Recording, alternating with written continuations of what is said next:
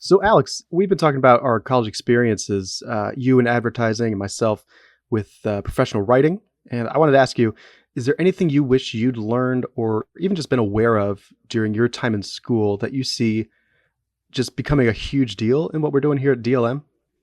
Yeah. I think there's so much in school that I think that DLM is on the forefront of that we didn't talk about, or it was kind of a foreign language in a way. One of those things being like SEO in general. I don't think a professor uttered those syllables once in school, which is a bit alarming, given that I think our space is really destined to be driven by SEO and the things like Google. They obviously own a huge space in that market share. So Yeah, when people talk about ranking, they're not necessarily they talk about ranking for all the search engines, but we all know the elephant in the corner there is Google and what it decides to do. What are they looking forward to in the next few years?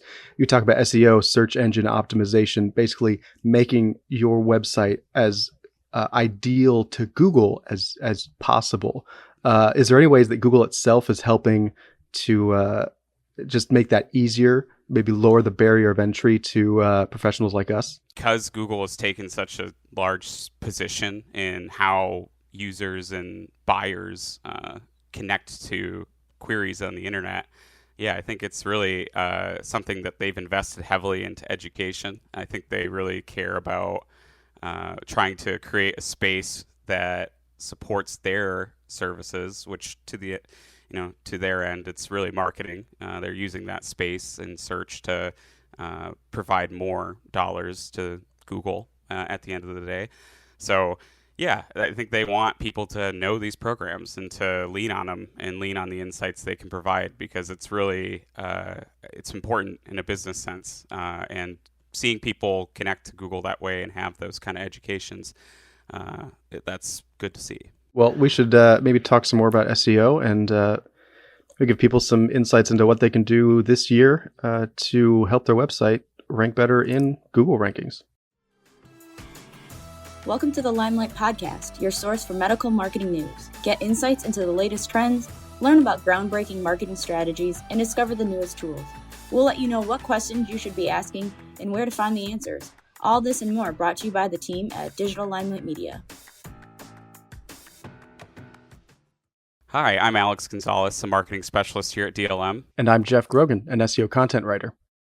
Well, I'm very excited to start on this podcast series with you, Jeff. We've got a lot of ideas to go over in the next year, so let's jump right into it. Yeah, let's do it. All right, Jeff. So our topic for today is content writing for SEO. It's kind of where the rubber meets the road as far as page performance in the eyes of content in Google specifically. So I was wondering if you could help me with some questions on that. Is that all right? Absolutely, and you're totally right. It is where the rubber meets the road. Cool. Well, I think the first question that I want to know is just to understand a little bit more about being a content writer for SEO. What exactly does that mean? Yeah, so being an SEO content writer is a bit of a hybrid role. I'm not sure if it's an actual job title that a lot of people have, but basically my time is split between more search engine optimization specific tasks and then just your general writing tasks like blog posts or filling out frequently asked questions. But basically, as a writer, I'm always striving to learn more about SEO and how it relates to how I should be writing for web content. And just figuring out where Google is going. Of course, I can't be fully immersed in that role, as I do have my more writing style stuff that isn't online. It's always nice to have a few tasks where Google's not breathing down your neck when you're writing a brochure that's just going to be print, for example. Yeah, you bring up a good point that your writing for SEO is slightly different than, say, copywriting, which is something I'm familiar with. I was an advertising major in school, so that copywriting is really built around saying as much with as little words as possible, whereas SEO content writing might be different. Would you have any tips for what's good for SEO writing or what you're looking to solve with that? Yeah, my thing is that I care most about solving people's problems when it comes to SEO. And of course, everybody's problem with their web content is that they want it to rank higher in search results. And as the landscape and Google's algorithm just change day by day, it's tough to stay on top of the waves of what is good and optimized one day or one year is not optimized the next year. So I try to solve people's problems by making sure that my writing is as close to up to date as possible when it comes to what Google wants, but also at the end of the day is solving real people's problems. When they type something into Google, they want answers, and I want to be the person that answers it the most easy to read and just the best way possible. Yeah, that's I think a great ambition as a writer. I mean, obviously you want to create something that's impactful to that reader or to what that problem is. A lot of the same ways copywriting does. It's just for a different medium. So one thing that kind of came up in my head as we were talking about, solving people's problems is the concept that I talk a lot with clients about is authority in content space. And driving authority means having a sense of command over what you're saying, and again, backing that language to what your business is. In our space, it's medical marketing. So, what your practice provides as far as procedures or treatments, that's really key to be authoritative on. And you're trying to build language that solves that problem or creates a, easier barrier to understand those problems, or the solutions for those problems per se. Exactly. And a lot goes into, as you say, authority.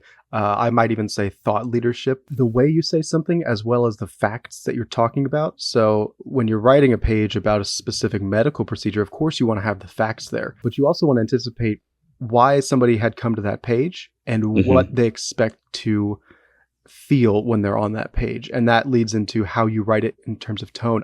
I try to be as relatable as possible and not so clinical, whereas obviously, when there's content written by literal medical doctors, it's very clinical. It talks about things, the superior this and the inferior this, and all the Latin, specific, lots of Latin terms, sure. Yeah. That from my perspective, don't solve most people's problems. I try to be the person who's coming to the page, as well as the person who is creating the page. It's so important, in my opinion. It has to be connecting to that main audience. If it doesn't, it's going to be a textbook that it doesn't apply to anyone, or it just would be too dense that it wouldn't land. Exactly. And that's what I think of solving people's problems. Those are very intentional words. Problems is intentional, people is intentional, and of course solving is intentional.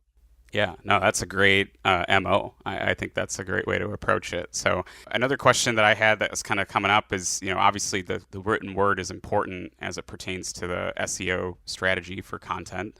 But how does that play with other components, like say visual elements or kind of where in a website would this content need to be powerful in the eyes of Google?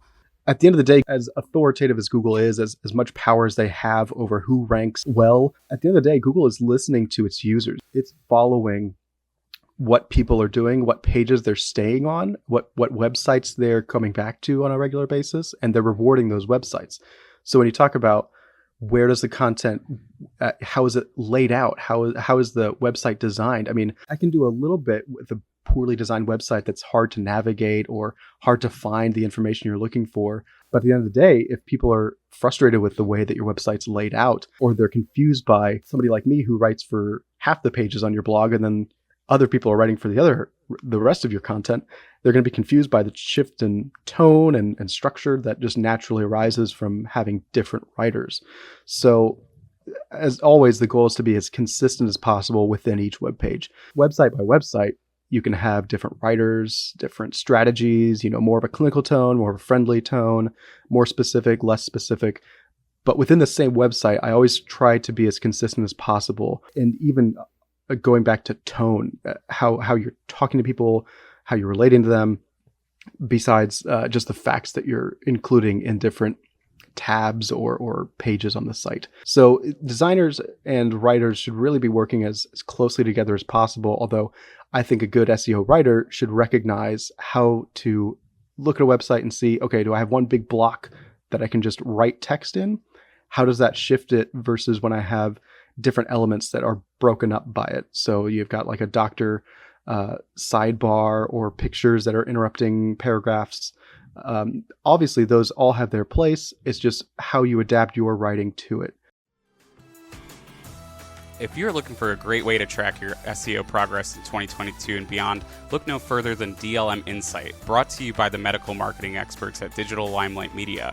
Our proprietary tool and industry connections present relevant marketing metrics in an easy-to-use dashboard.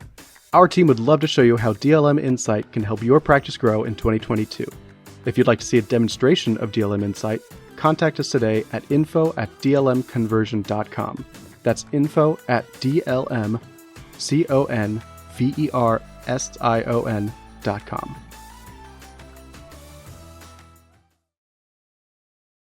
Now, one thing that I feel like we won't get away with if we don't talk about for our listeners is the word keyword specifically. So could you walk me through a little bit more of what the idea of a keyword is and how you sprinkle that into your approach?